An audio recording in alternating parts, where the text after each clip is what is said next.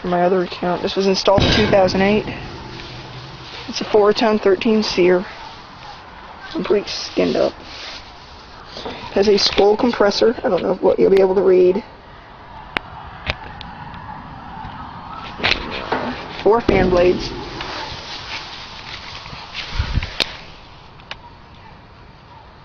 Model. Serial number. There's a heat pump.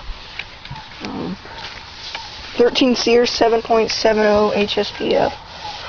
It's all skinned up apparently. My neighbor's has one similar, as you can see, but it's from 04. Big scratch there. But this thing, it's in heating mode right now. There's the new disconnect. We used to have a Comfort Maker split. I'll shut up now and let you admire it. I'm not going to turn it on or anything. I got bushes growing in it. I just pulled a bunch of that stuff out of the coil. Trimmed the bushes around it. So yeah, thank you for watching. I hope you enjoyed the video. Oh, it has R22 refrigerant.